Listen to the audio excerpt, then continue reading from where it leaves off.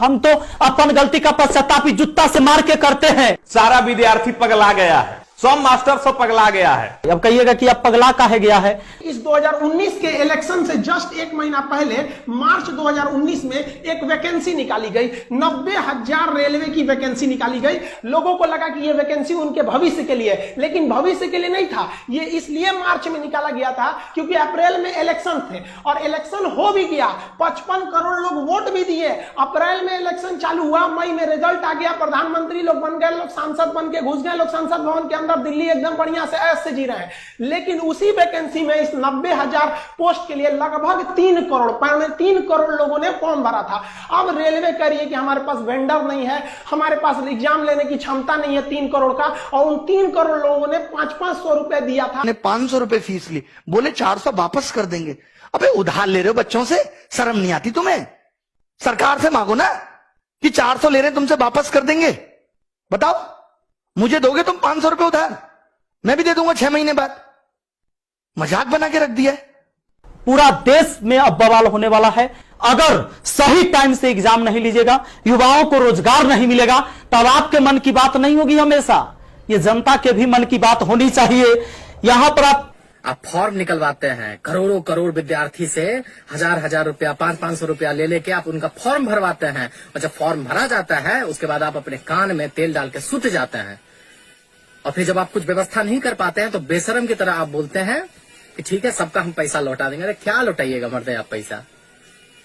2 साल के बाद आपको होश आता है कि हमको पैसा लौटाना है। 2 साल जो आदमी जो अपने आंख में सपना लेके चल रहा है, उसका बाप जो है, बूढ़ा बाप को उसका पेंशन खत्म हो रहा है, या उसको बहन की शादी करनी है, उसकी माँ बीमार है, बहुत सारी चीजें हैं यार। लोन ले लेके यहाँ पे लोग खेती करता है और उस खेती से अपने बेटे को पढ़ने के लिए बाहर भेजता है, और उसके साथ आप बोलते हैं कि हम 2 साल के बाद पैसा उसको लौटाएंगे। जी चलिए, पैसा का बात भी छोड़ दीजिए सर, नौकरी का सर, आप नौकरी देना नहीं देना तो अलग चीज है, आप तो सर ढंग से एग्जाम तक नहीं ले पा रहे हैं जी। किसी का प्रीलिम्स लिए बस हो गया छोड़ दिए, किसी का मेंस लिए बस हो गया छोड़ दिए, किसी का वैकेंसी नहीं निकाल रहे हैं। क्यों करते रहे? पॉपुलेशन भी तो बढ़ रहा है, कितना नौकरी देगा सरकार भाई? पॉपुलेशन बुड्ढों का थोड़ा बढ़ रहा है, पॉपुलेशन बढ़ रहा है जवान लोगों का। हमारे पास पॉपुलेशन नहीं, हमारे पास रिसोर्सेज बढ़ रहे। पहले घर में 1 आदमी कमाने वाला था, आज घर में 5 आदमी जवान कमाने वाले हैं, लेकिन वो 5 के 5 घर में बैठे खाली। अगर वो आदमी अगर एक आदमी 50-50 हजार रुपया कमा के लाएगा तो 2.5 लाख रुपया महीने घर में आएगा। आप कहते हो आत्मनिर्भर बनो, आपने छोटे मोटे बेरोजगारों के सारे धंधे खत्म करवा दिए, उल्टी सीधी पॉलिसी ला के। कैसे आत्मनिर्भर बनेंगे? तुम लोग हम पे निर्भर हो, सरकार हम पे निर्भर है, और हम आत्मनिर्भर बन जाएं। प्राइवेट नौकरी का पता नहीं, सरकारी नौकरी को तुम खाएंगे, 5-5 साल में क्लियर हो रही, अरे 5 साल में भी क्लियर नहीं हो रहा। इस तरीके का हाल देख लो। चलेगा, हमारा घर भी करकट का है, और फिर भी अकाउंट में 1,23,000 था, 1 लाख रुपया डोनेट किए थे ताकि हमारे देश में खुशहाली आए और इस कोरोना वायरस से हमारा देश लड़े। ए भाई, वो बच्चा के पैसा दिया हुआ है, जो हम पढ़ाते हैं ना, वो वीडियो देखता है ना, वो व्यू होता है, उसे पैसा आता है, वो पैसा हम आपको दिए थे। पाप लगेगा ना, तो तनी ध्यान दीजिए यहाँ पर। ये देखिए, कहते हैं कथी कि स्थानीय खिलौने बनाकर आत्मनिर्भर भारत बनाइए। खिलौना तो हम बनल है, जैसे मन होता है आप खेल रहे हैं, जो आप कह रहे हैं लोग वही कर रहा है। अब हम कौन खिलौना बने? खिलौना तो जनता बन चुका है आप लोगों का। यह हमारे मोदी जी थे, ये हमारे नीतीश बाबू हैं। इनका चाल सुनिएगा, इनका चाल क्या है। अभी जब चुनाव आने वाला है तो बिहार पुलिस के बहाली निकाल देंगे, बिहार पुलिस के बहाली निकाल देंगे तो भारी संख्या में एग्जाम को करवा लेंगे, रिजल्ट नहीं देंगे। अब एग्जाम दे के लड़का फसल है कि अगर नीतीश जी नहीं आते हैं तो फिर आगे रिजल्ट नहीं आएगा। कोई ना कोई खाली कूल बनने के लिए लिखते हैं कि youth youth youth youth, youth के समस्या से कोई मतलब ही नहीं है। हाँ भाई, हमारे देश का जो युवा है वो भी पागल है। मेरे को एक बात बताओ, तुम्हें मंदिर बना के दे दिया और तुम्हें जिंदगी में क्या चाहिए? अयोध्या में मंदिर बन गया, उसका पूजन हो गया, और इससे बड़ा मुद्दा और क्या है? अब तुम्हें जॉब भी चाहिए, तुम्हें जॉब दिला दी तो हिंदू मुस्लिम के नाम पर ये घृणा कौन फैलाएगा? तुम्हें जॉब दिला दी तो जात पात के नाम पर दंगे कौन करवाएगा? इनकी जो आईटी सेल या जो भी है, मतलब उसकी झूठी खबरें कौन फैलाएगा? अगर युवा को जॉब दिला दी, देश को एक विकास की राह पर ले गए तो हैं? जो लोग सरकार के खिलाफ कुछ बोल देते हैं उनको एंटी नेशनल कौन बोलेगा फिर कि भाई पाकिस्तान जाओ? ये है हमारी सरकार की सोच। दिमाग उमाग सही है तुम लोगों का? पगलाए तो नहीं हो हैं? मोदी जी से मांग करोगे, सरकार से मांग करोगे? तुमको पता नहीं है कि कहां रहते हो, देशद्रोही घोषित हो जाओगे।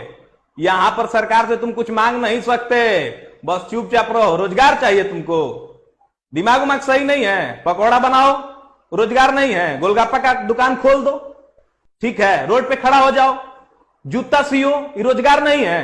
सबका दिमाग खराब हो गया है। 5 दिन के अंदर रिजल्ट आ जाना चाहिए, ये चेतावनी है हमारी सरकार को। चाहे आप कुछ भी करना पड़े, 5 दिन के अंदर आप रिजल्ट दो। क्यों नहीं दे रहे? बना नहीं रिजल्ट आपसे है? जब नहीं बताता, जब आप पेपर का नोटिफिकेशन निकाल देते हमसे रिजल्ट नहीं बनेगा, मैगी समझ रहे थे, तब 2 मिनट में बन जाएगी। एफर्ट लगाया कुछ? जैसे बच्चों से कहते हो एफर्ट लगाओ, एफर्ट लगाओ। 3-3 साल बच्चा तैयारी करता है, 10-10 हजार 20-20 हजार रुपए यहां फीस भरता है। आपको पता है कैसे गुजारा करता है? एक इस आस में मां बाप सोचते हैं चलो हमारे बच्चे की नौकरी लग जाएगी। आपको नहीं पता कि शिक्षा का इस तरफ बढ़ना चाहिए था। चलिए मां बाप किसी का पढ़ा लिखा नहीं है, कम से कम बच्चा तो सिलेक्ट होकर घर की जिंदगी को बदले। आप वैकेंसी कम निकाल रहे हो, हमने ये भी एक्सेप्ट कर लिया, बट अब आप जो निकाल रहे हो उसको भी टाइम पे नहीं दे रहे। एक तो मैं कम लोगों को खाना खिलाऊंगा, जितनों को खिलाऊंगा उनको भी टाइम पे नहीं दूंगा जब तक भूखे ना मर जाए। ये कौन सी बात हुई? या सुबह से स्टूडेंट का मैसेज आता है, बार बार फोन आता है। कभी कभी तो ऐसे मैसेज भी आते हैं, सर 200 रुपया पेटीएम कर दो, 1000 रुपए सर डाल दो, कोर्स फ्री में दे दो, सर पढ़ना यहां अटके हुए हैं, पिताजी की जॉब चली गई, सर कोई टाइपिस्ट की जॉब दे दो, कंटेंट राइटर की जॉब दे दो। मैं क्या करूं? क्या कर सकते हैं हम?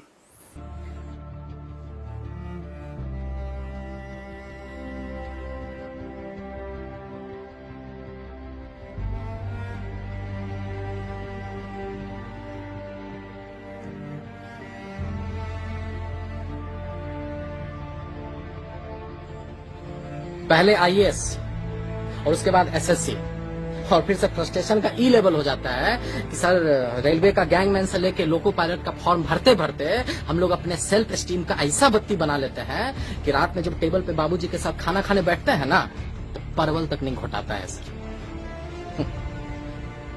5 ट्रिलियन इकोनॉमी के भारत का सपना दिखाने वाला सरकार, सरकार नहीं, जादू है जादू, समझे?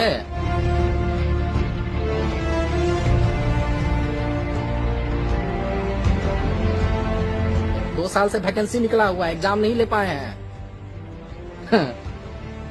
लेकिन साला फॉर्म का पैसा घुरा घुरा के जिले लाही खैरात बांट रहे हैं। फिर भी हमारे बाप, जिनको इस सिस्टम के जगह उनका बेटा ही कर्म जला लगता है। 27-28 साल के बाद बाप के पैसे का रोटी ना पत्थर से जैसा हालत में उतरता है सर। और फिर आप सर बोलते हैं कि कुत्ता पाल लो देसी नस्ल का, हाँ, खिलौना बेच लो। अरे सर, काजू के आटा का रोटी खाइए आप नेता लोग, और आधी पेट बिलबिलाते इस जनता को राष्ट्र और हिंदू खतरे में है का झुंझुना पकड़ा दीजिए। बड़ा सही बात। अरे कान खोलकर आप सुन लीजिए कि 3/4 देश का जनता आपके आने से पहले भी हिंदू था और आपके जाने के बाद भी हिंदू रहेगा। काहे कि धर्म कोई फुटबॉल नहीं है कि राह पे चलता हुआ कोई इंसान इसको किक मार के निकल जाए। अरे आपको बड़ा शिद्दत और बड़ा उम्मीद के साथ हम लोग लाए थे कि आप सिर्फ हिंदू सम्राट नहीं, भारत सम्राट बनिएगा, युवाओं के दिल का सम्राट बनिएगा, युवाओं का दर्द समझिएगा।